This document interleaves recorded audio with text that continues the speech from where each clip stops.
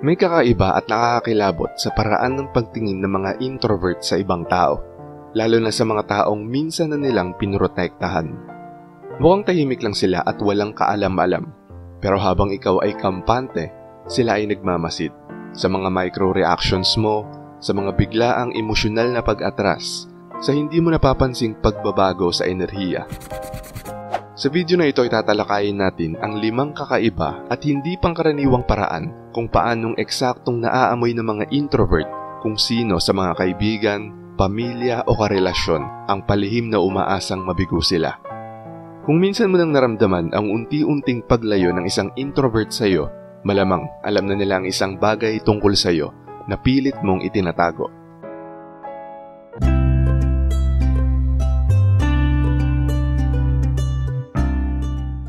Number 1. Inoobserbahan nila kung paano tumugon ang mga mata mo sa kanilang mga tagumpay. Hindi nagmamayabang ang mga introvert, ngunit kapag sa wakas ay sinuklian na ng buhay ang kanilang tahimik na pagsusumikap at paglago sa katahimikan, nagiging sobrang sensitibo sila sa kung paano tinatanggap ng ibang tao ang kanilang liwanag. Dahil alam nila ang mata ang unang nagsisiwalat ng katotohanan. Pinagmamasdan nila kung paano kumikilos ang iyong mga mata kapag binanggit ang kanilang tagumpay. Ramdam nila ang panandaliang paglalayong hindi mo mapigil at nauhuli nila ang ngiting pilit. Nakangiti ka nga pero walang init.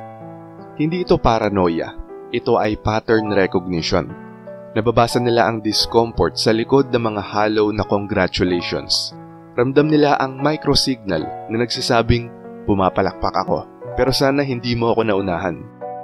Kapag ang enerhiya mo ay bahagyang naiiba, may inggit, may kaba, may pagtatago, nararamdaman nila ito sa kanilang kalamnan. Naaalala nila ang mga dasal na sinabi mong ipinagdasal mo para sa kanila, pero ngayong tinutupad na ang mga yon, napapansin nilang hindi mo na yun sinasalubong ng tapat na kasiyahan. At doon na sila nagsisimulang lumayo, tahimik at permanente. Number 2. Napapansin nila ang mga hindi mo sinasabi, hindi lang ang mga binabanggit mo. Ang mga introvert ay may kakaibang sensitivity sa mga nawawala. Hindi lang sa mga salitang binibigkas, kundi sa mga pinili mong hindi banggitin. Hindi lang sila nakikinig, binabasa nila ang pagitan ng iyong mga katahimikan. Dati ay binibigyan mo sila ng mga affirmations. Ngayon, wala na, ni isa. Dati ay tinatanong mo sila kung kamusta sila. Ngayon, palaging tungkol sa iyo ang usapan. At dati ay kumikislap ang mga mata mo sa tuwing pinag-uusapan ang mga pangarap nila. Ngayon, tila hindi mo na yon napapansin. At ang kontrast na yon ay nakakabingi. Para sa kanila, hindi ka masama, pero halatang hindi ka na komportable. Ang dating init ay lumamig. Ang dating paghanga ay naging pakikitungo na lang. Parang hindi ka na humahanga, natatakot ka na. Pero yung pinakamasakit, minsan ka nalang prenotektahan mula sa sarili mong mga bagyo, mula sa mga pamumuna, mula sa mga kadilimang ayaw mong harapin. Dinipensahan ka nila sa mga kwartong ni hindi mo alam na napag-uusapan ka. Kaya nang maramdaman nila ang pag-atras mo, ang katahimikan mo, ang emosyonal mong pagkawala, hindi na nila kailangan ng paliwanag. Hindi na nila susubukang ibalik ang dati. Tinatandaan lang nila ito bilang katotohanan. Number 3. Ititest ka nila sa mga maliliit na tagumpay at tahimik kang oobserbahan. Minsan magbabanggit ang isang introvert na mga maliliit na panalo, kaswal, halos walang saysay sa paningin ng iba. Pero ang mga sandaling ito ay espiritual na patibong, idinisenyo para itest ang iyong frequency. Halimbawa, sasabihin nilang, mas gumanda ang mga tulog ko nitong mga nakaraang araw. May nag-message sa akin tungkol sa isang proyekto. Sa totoo lang, mas payapa na ako ngayon. Hindi ito mga random na pagbabahagi. Ito yung mga banayad na test para malaman kung gaano katotoo ang enerhiya mo. Mapapansin nila ang tono mo, ang bahagyang galaw ng mukha mo, ang pagkupas ng enerhiya mo. Nakikiselebrate ka ba sa kanilang liwanag o natitigilan ka sa katahimikan? Nagdilim ba ang mga mata mo nang magsimulang lumiwanag ang kanila? Naging mababaw ba ang mga tugon mo o biglang naging distracted o biglang naging competitive? Dahil kung ang kapayapaan sa buhay nila ang nagpapailang sa enerhiya mo, alam na nila ang totoo. Hindi mo ipinagdasal ang kanilang kagalingan. Ipinagdasal mong manatili silang stagnant. At ngayon, ang kapayapaan nila ang siyang naglalantad sa kaluluwa mo. Number 4. Naaalala nila kung sino ka nang wala pa sila. Ang bahagi na ito ay hindi lohikal, espiritual to. Ang mga introvert ay hindi nakakalimot sa mga vibrational contrast. Meron silang mga emosyonal na talaan, hindi dahil sa poot, kundi bilang sagradong mapa ng pagkaka-align ng mga espiritu. Naaalala nila kung sino ang mga tumatawa sa kanilang pananahimik, kung sino ang nagbibiro tungkol sa lungkot nila, kung sino ang nagbibigay ng halo na simpatya habang palihim na natutuwa sa pagbagsak nila. At ngayon umaangat sila, tahimik at totoo. At bigla na lang yung mga taong yon ay pumapalakpak, ngumingiti, nagpo-post tungkol sa kanila. Pero off ang vibrations, kahina-hinala ang timing. Alam nilang hindi malinis ang mga palakpak mo, may dalang guilt, pagsisisi, at ang pinakamasakit, takot. Hindi mo talaga hinahangaan ang pagbabago nila. Nababahala ka rito. Inaasahan mong manatili silang nakayuko para manatili kang mas mataas. At ngayon, nilampasan na nila ang anino mo. Hindi mo na makilala ang sarili mo dahil sa liwanag nila. At number 5, sinasalamin nila ang lihim mong resentment para kumpirmahin ito. Ito ang bahagi na may kakaibang kilabot. Minsan sinasalamin ng mga introvert ang lihim mong pagdaramdam para lang makita kung ano ang kikislap sa reaksyon mo.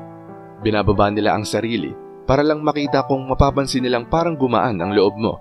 Nagkukunwari silang nag-aalangan para maramdaman kung palihim kang natutuwa sa pagdududa nila. At pinupuri nila ang tagumpay ng iba para lang makita kung natutuwa ka sa pagkawala nila sa spotlight. Ginagawa nila ito hindi para mangkontrol, ngunit para espiritual na patunayan ang tahimik na kutob na bumabagabag sa kanilang kalooban. At kapag nasulyapan nila ang munting saya mo sa gitna ng pagdududa nila, kapag naramdaman nila ang banayad mong paghinga ng ginhawa sa panghihina nila, doon na nila pinuputol ang koneksyon. Hindi sa pamamagitan ng pagsabog, kundi sa pamamagitan ng soul shift. Makikita mo pa rin sila, maririnig mo pa rin sila, pero hindi mo na muling mararamdaman ang presensya nila sa parehong paraan. Dahil kapag napatunayan ng isang introvert na hindi ka safe space para sa pag-angat nila, nagiging salamin sila na hindi mo na mabasa. Hindi sumisigaw ang mga introvert, hindi sila nambabastos, hindi sila nakikipagtalo tungkol sa katapatan. Tahimik silang nawawala, palalim ng palalim. Una ang pagputol ng isip, sunod ang emosyonal na pananahimik, at sa huli ang espiritual na pagkawala. Ni hindi mo malalaman ng eksaktong sandali ng kanilang pag-alis dahil sanay silang itago pati ang kanilang sakit. Pero tandaan mo ito, ipinagdasal ka nila, umiyak sila para sa'yo. Tumayo sila sa tabi mo nung iniwan ka ng iba. Ipinagtanggol ka nila sa mga kwartong ni hindi mo alam na pinasok nila. Pero kung maramdaman nilang palihim mong ikinakatuwa ang mga paghihirap nila, kung naramdaman nilang ang katapatan mo ay nakatali lang sa pananatili nilang broken, isinasara nila ang pinto, hindi ng malakas, ngunit ng walang balikan. At balang araw hahanapin mo sila, ang pananalig nila, ang presensya nila, ang katahimikan nilang nagbibigay lakas. Ngunit ang tanging maririnig mo na lang ay isang katahimikang sobrang lalim at final, na mas malakas pa kaysa sa anumang pamamaalam. Shoutout sa mga nanood at nag-comment sa bagong upload na to. Shoutout kay Sabotahe Rap Vlog. Sabi niya, yan ang dahilan kung bakit may nawiwili at meron din namang naiilang sa atin. Hindi naman tayo mapanghusga. Sadyang scanner lang talaga tayo ng mga motibo at intensyon. Yung mga totoo ay nagre-reflect ng kulay nila sa atin at yung mga nagkukubli sa baluti ng panlilinlang ay tila hubot-hubad sa harapan natin. At nararamdaman nila yon kahit hindi tayo nag-iingay. God bless us. Keep it up, Boss AP. At tayo naman kay Marie the Lightworker. Bilang introvert, hindi naman ako nang huhusga sa mga tingin ko. Pero madali ko masalamin ang mga tao kung anong ugali ang meron sila. Kung sila'y nagyayabang lamang, nagsisinungaling o nagkukunwari, nakikinig lang ako. Minsan ang akala nila sa akin ay may pagkasyunga, pero nagugulat sila kapag diniretsa ko. At tagos sa buto nila kapag ako'y nagbitaw ng salitang patama sa kanila. Maganda na rin yung minsang supalpalin yung mga taong mataas ang tingin sa sarili nila. Salamat po muli, Sir AP. God bless you always.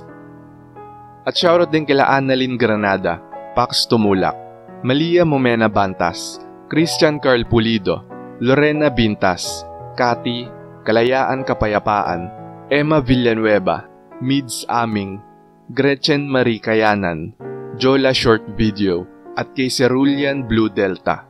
Maraming salamat po sa panonood. Kung gusto nyo ding ma-shoutout, mabati o mabasa ang comment ninyo, mag-like at mag-comment lang sa latest video dito sa channel na to at pipili kami doon ng mga i-shoutout at babasahin para sa susunod na upload. Kung nagustuhan mo ang video na to, huwag kalimutang mag-like, i-share to sa iba at mag-subscribe na kung hindi ka pa nakaka-subscribe. Maraming salamat at see you next time. Alam mo ba na may iba't ibang fake versions ng kanilang sarili ang mga taong introvert? Panoorin mo sa video na to.